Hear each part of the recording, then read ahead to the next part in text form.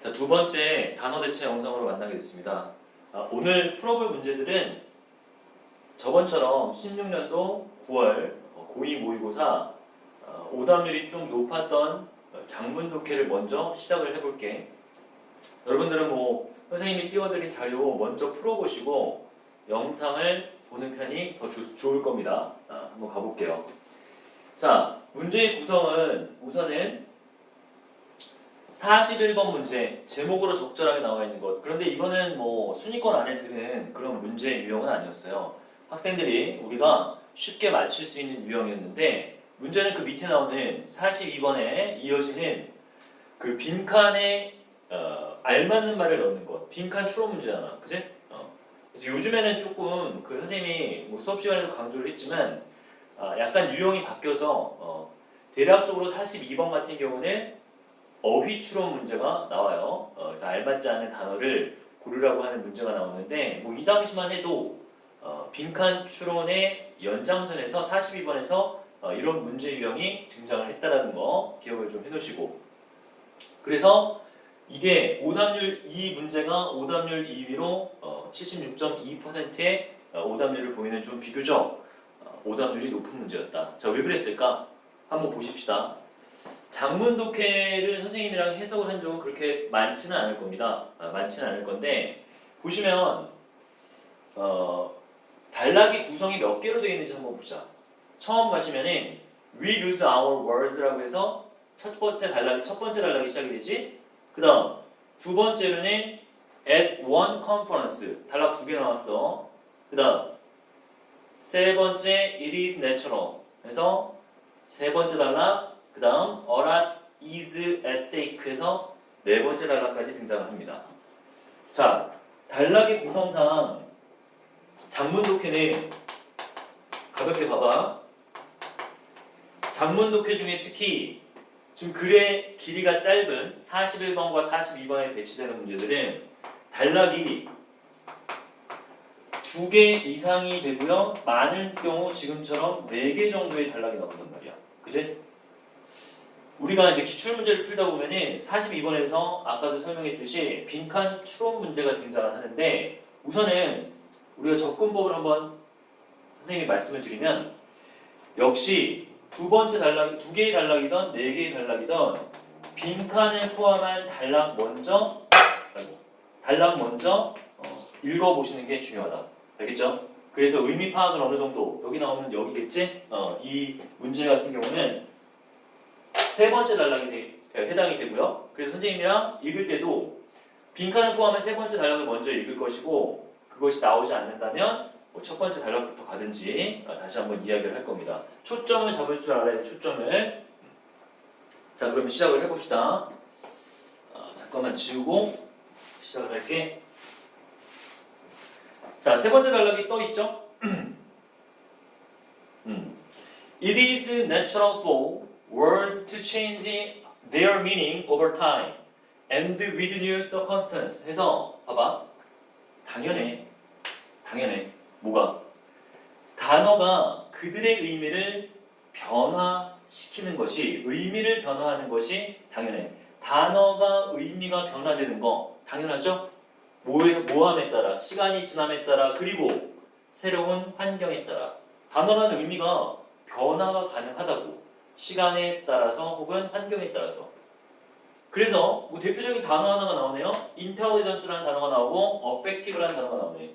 우리가 알고 있기로는 지능의, 지적인 이 정도의 단어로 알고 있고 affective 하면은 감성의 혹은 정서적인 이런 뜻이라고.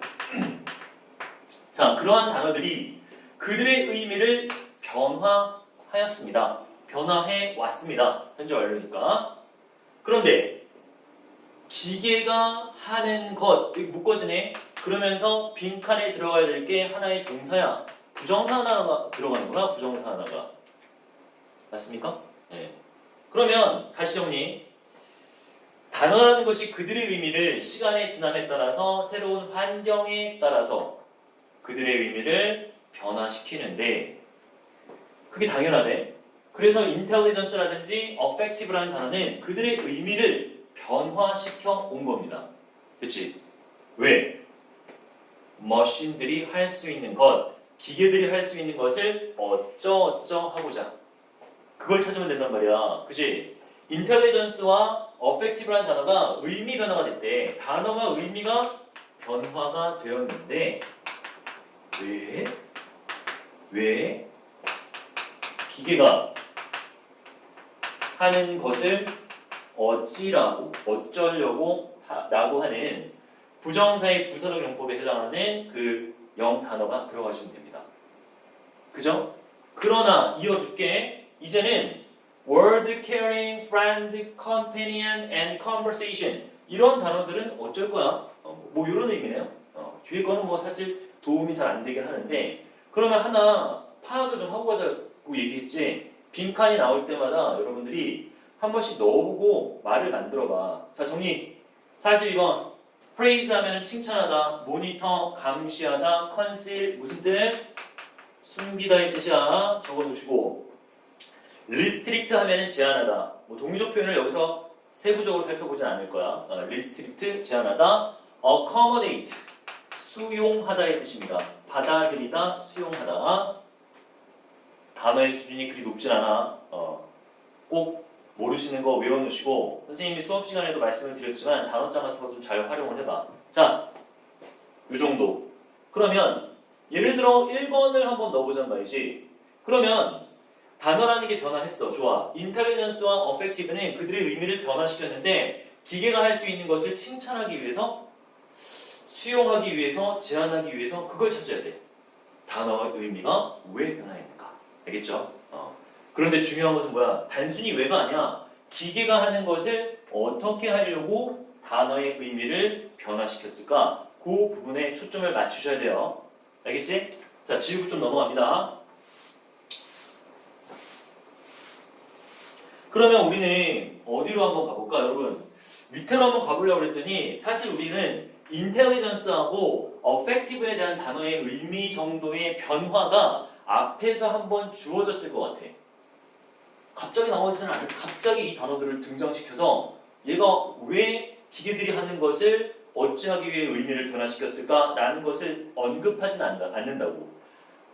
위에 사례가 있던지 하나의 예가 아마 제시될 것 같은데 어렵지 않게 여러분 첫 번째 단락으로 가시면은 심지어 이탈릭처럼 나와 있어. 어디? effective 나와 있네. intelligence 됐지? 됐습니까? 네. 자 그럼 갑시다. 처음부터.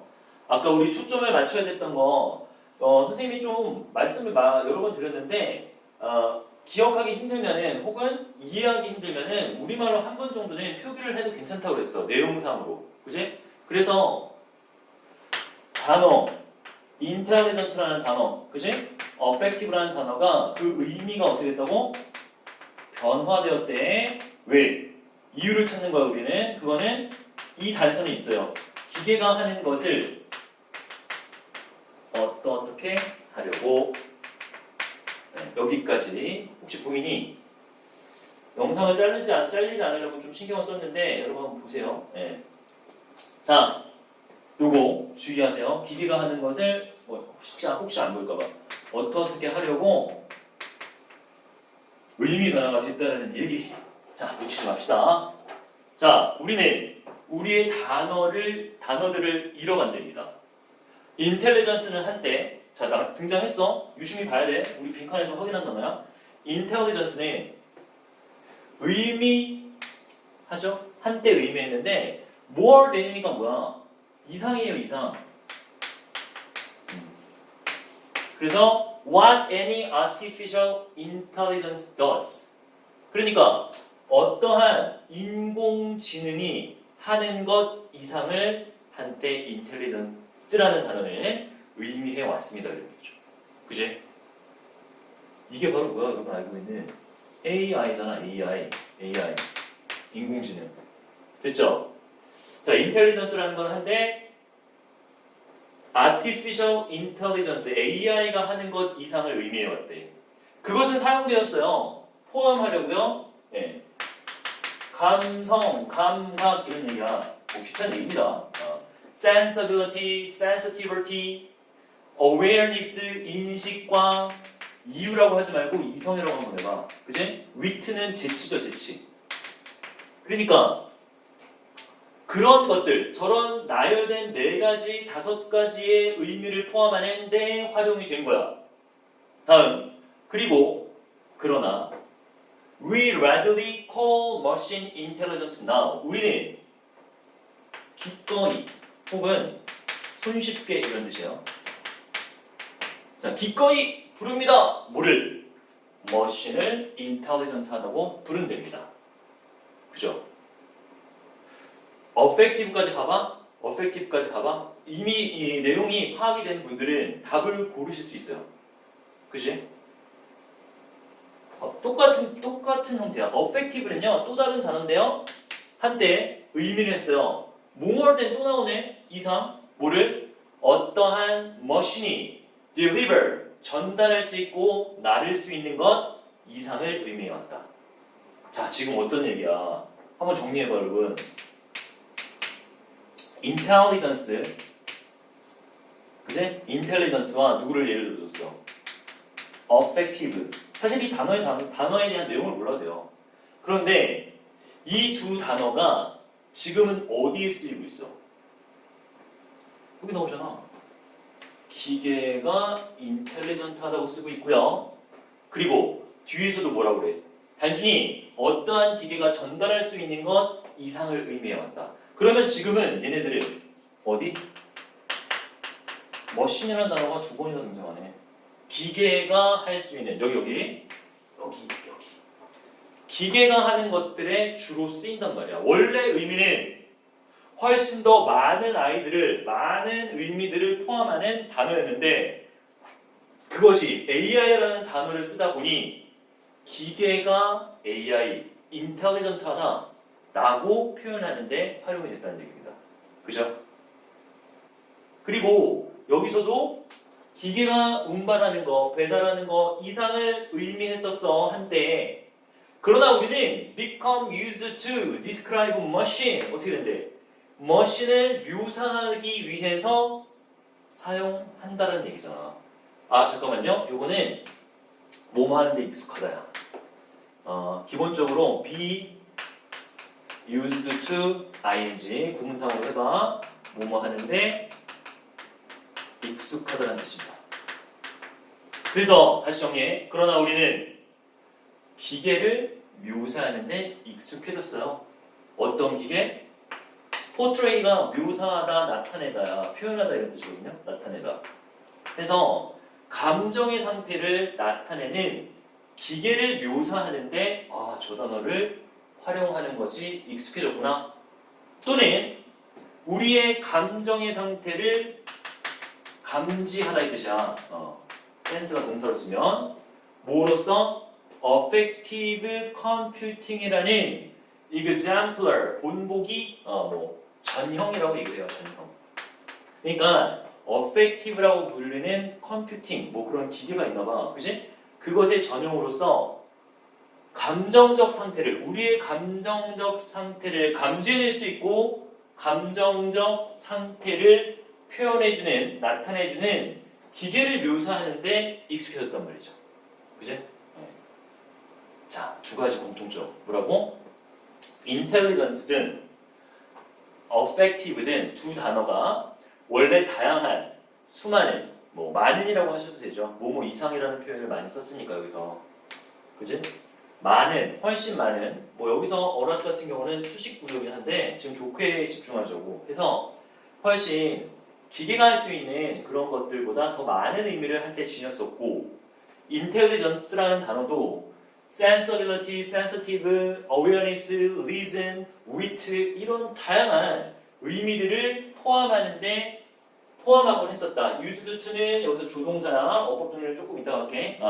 그런 것들을 포함하곤 했는데 이제는 artificial intelligence가 하는 것 이상을 말하지 못한다는 얘기입니다. 그지? 이해됐어? 이 정도는 꼭 파악을 하셔야 돼. 여러분 밑에 읽어봐도 의미는 크게 달라지지 않습니다. 우리는 어떤 경로를 통해서 이렇게 왔어?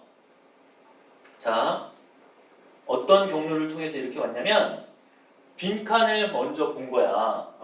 빈칸을 포함한 세 번째 단락을 먼저 보고 어렵지 않았어요?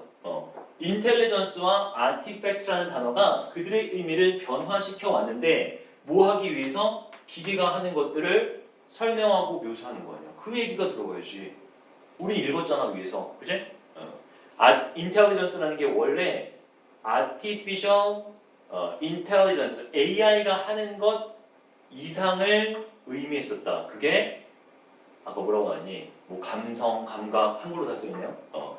인식, awareness, 재치, 위트 이런 것들을 포함했는데 이제는 기계가 하는 것으로 그것을 묘사하기 위해서 사용되어지고 그것에 익숙해졌다라는 표현을 썼으니까 알겠어? 그러면 다시 정리.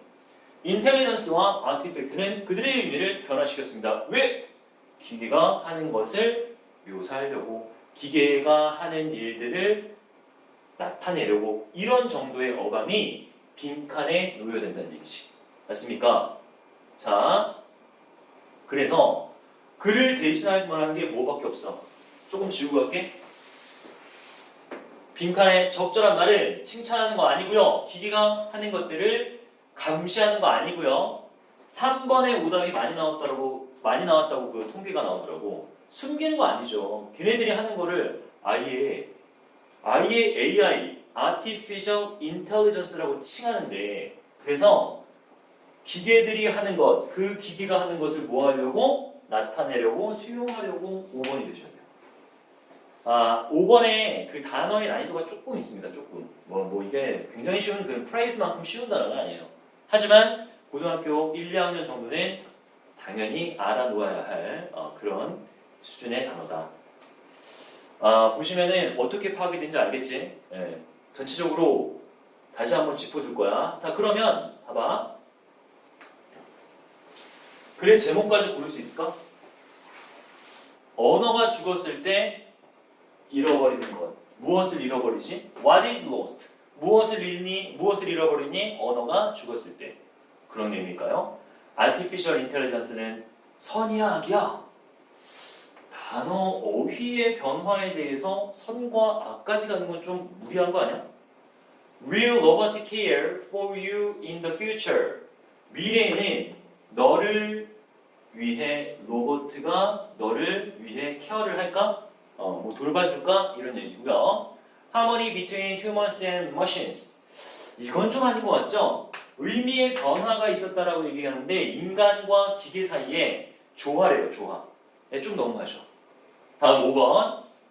Be aware of losing the meaning of words에서 단어의 의미를 잃어버리는 것에 관한 인식이라는 게 오히려 지금까지 읽었을 때 가장 적합한 거지. 왜냐면 아까 얘기했잖아. sensitivity 뭐 이런 감각, 감성, 인식 이러한 많은 의미를 지녔던 intelligence라는 단어가 이제는 인공지능이 하는 것, 기계가 하는 것으로 의미가 어떻게 됐어? 축약이 됐잖아. 그러면 더 읽어봐야겠으나 우리가 어느 정도 결론에 도달할 수 있는 것은 그 잃어버린 이런 의미들 알고 있어야 되지 않을까? 정도의 주제나 제목이 특히 이제 여기서 말하는 제목이 나와야 된다라고 추론할 수 있는 거죠. 알겠습니까? 네. 그래서 41번은 오히려 순위권 안에 없어요. 비교적 쉽게 풀리잖아. 내용 파악을 우리가 빈칸 정도 골라낼 정도로 내용 파악을 했다면 41번 문제는 크게 문제될 건 없고 물론 선택지 해석은 제대로 하셔야 됩니다, 여러분. 네. 자, 마무리 짓죠. 단어라든지 혹은 문법상으로 중요한 것들을 조금 보시고 다음 문제로 넘어가겠습니다.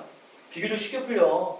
장문 독해는 무지막지하게 어렵게 낼 수가 없어요. 다만 선생님이 얘기했잖아. 이렇게 오답률이 높은 이유는 뭐야? 잘 읽어내지 못할 정도로 시간이 좀 촉박해서 그래요.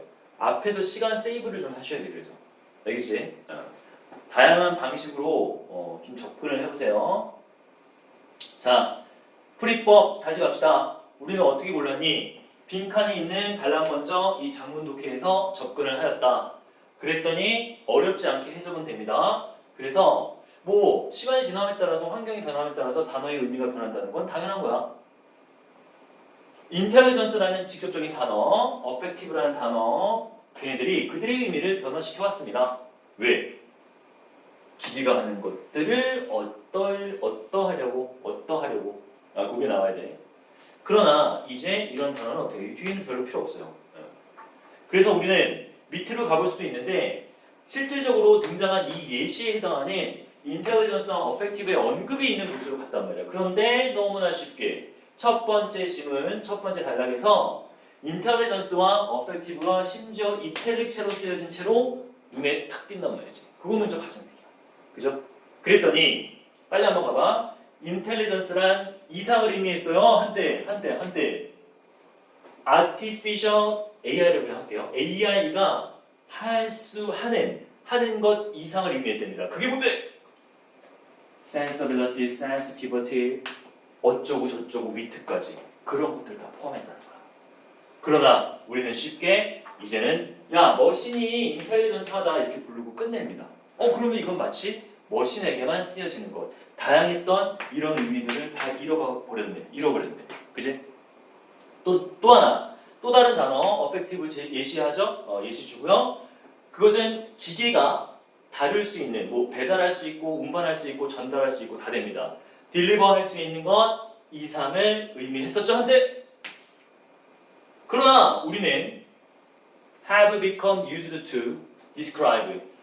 자, 머신을 묘사하는데 익숙해져 버렸어요. 그런데 어떤 머신을 그러니까 어펙티브 컴퓨팅한 전형으로서 기계를 묘사하는데 익숙해졌다는 얘기죠. 어떤 기계가 감정의 상태를 나타내주고 그리고 우리의 감정의 상태, 상황을 감지해내는 그런 기계를 묘사하는데 어펙티브라는 단어를 전형으로서 활용하는데 익숙해졌다는 얘기까지. 그죠? 그러면서 한 문장만 더 이어가봐. 제목 고르기를 한번.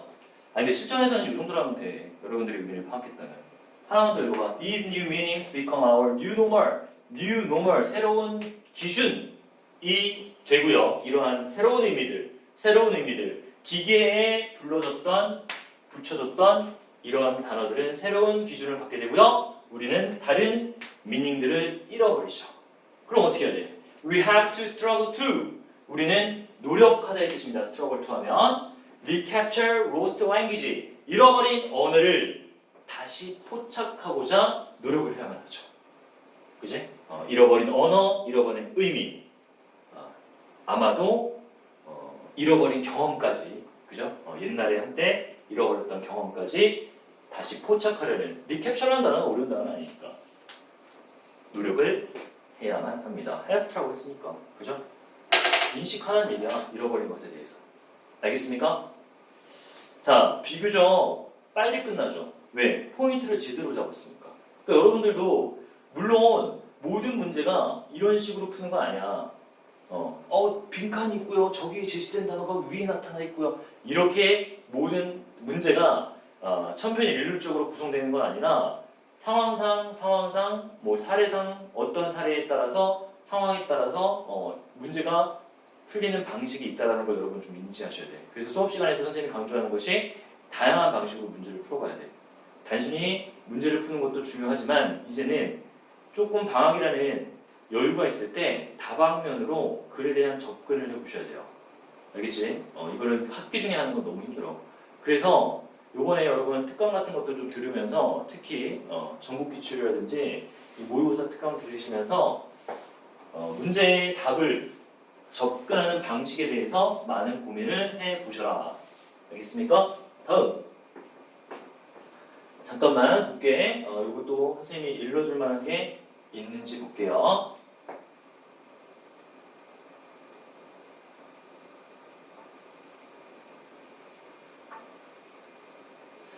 기억해야 된다는 말은 이런데도 간간히 뿌려져 있네요. need to remember 이런 단어들. 네, 됐습니다. 나머지는 여러분들이 좀 정리를 해보셔. 알겠지? 사례가 직접 나와요. 사례가 직접 나오는데 여기서는 또 여러분 헷갈릴 수 있는 게 caring machine이라는 단어가 나옵니다. 그치? 근데 케어를 한다는 게 필자가 볼 때는 어떤 감정적인 부분이란 말이야. 그치? 그래서 어디 나와있니? Not a feeling. 기능적인 거다. 감정이 아니라. 그지?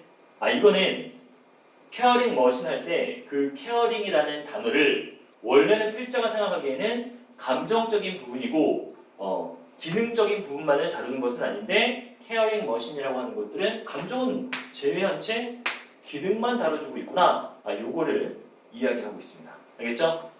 선생님 잠깐만 앵글 좀 확인할게. 이렇게 만나 볼게요. 잘 나오고 있는지 모르겠네.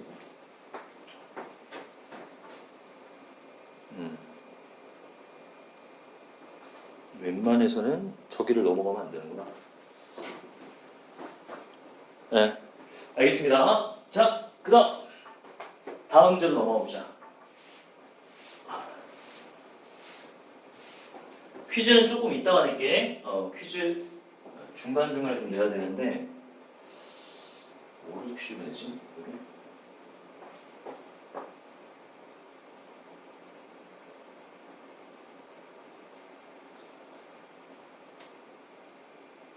저번처럼 뭐 단어에 대한 얘기를 좀 물어볼게요. 간단하게. 자, 39번으로 갑니다. 오답률 5위예요. 오답률 5위. 비교적 순위권 안에 있죠? 이게 순서 배열의 문제지? 순서 배열 문제. 순서 배열 문제는 딴 거 없어. 매번 강조하지만 첫 번째, 박스를 잘 이해하셔야 돼요. 박스가 어디 있어요? 여기요, 여기. 이 박스에 있는 내용을 제대로 파악하시고요. 그 다음 두 번째. 그러니까 전체적으로 그림을 좀 잡아보시면은 A, B, C, A를 열심히 읽습니다. 처음부터 끝까지. 그 다음 또 B를 읽습니다. 처음부터 끝까지. C를 처음부터 끝까지. 다 읽어. 그럼 어떤 상황이 벌어져? 까먹어요. A에서 뭘 읽었는지. 그지? 그러면 또 나는 충실하게 완벽주의자니까 A를 완벽하게 읽습니다. 그리고 또 B를 읽어요. 그 다음 또 C를 읽어요. 네. 다 외워버리겠네. 그죠? 어떻게 할 거야, 이거? 문제 풀어야 되는데. 제한된 시간에. 우선은 ABC에서 주어지는 첫 번째 문장을 좀 유심히 보세요. 첫 번째 문장. 물론 때에 따라서 문장 하나가 이렇게 길어지는 경우도 있습니다. 어쩔 수 없어요. 앞에 나온 단어들을 좀 집중하시면서 우리가 확인을 좀 해줘야 돼. 알겠지? 네. 자, 그리고 이제 늘 강조하는 게 잘 보이나요? 늘 강조하는 게 우선 접속사, 연결사는 언제나 중요해. 이거는 글의 순서를 배열함에 있어서도 결정권을 가지고 있고 독해를 하는 데 있어서도 우리가 유심히 보셔야 글의 흐름을 제대로 파악합니다. 그 다음 세 번째, 지시사라고 했잖아. 야, 데이가요 뭘 했습니다 라고 하면 데이라는 애들이 앞에 나왔어야 될 거 아니야. 그지? 네. 뭐 그런 것들 그래서 뭐 강조했기 때문에 더 언급하진 않을게요. 지시사 맞죠? 네 번째는 뭐 정관사 더도 잘 보라고 했어. 그죠? 문법적 서술관계. 앞에 만약에 더 펜이라고 나왔다면 야, 그 펜이 굉장히 비싼 거거든? 이라고 얘기했을 때 앞에는 펜 하나가 있었어. 이런 식으로 연결되는 거. 알겠지? 네. 자, 가봅시다. 그러면 선생님이 이야기한 대로 박스를 제대로 이해해 볼까요?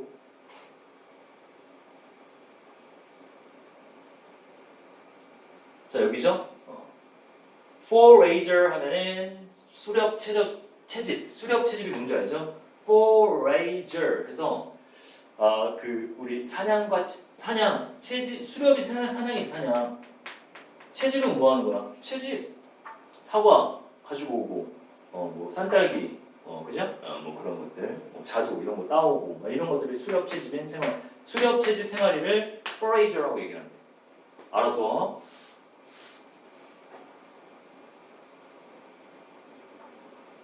자, 갑니다. Foragers' secret of success which protected them from starvation and malnutrition. 이것도 반대말이야.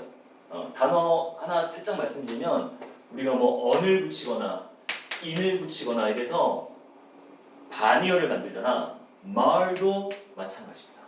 malnutrition이 대표적인 거야. 그래서 영양 실조입니다. 하나 적어볼까요?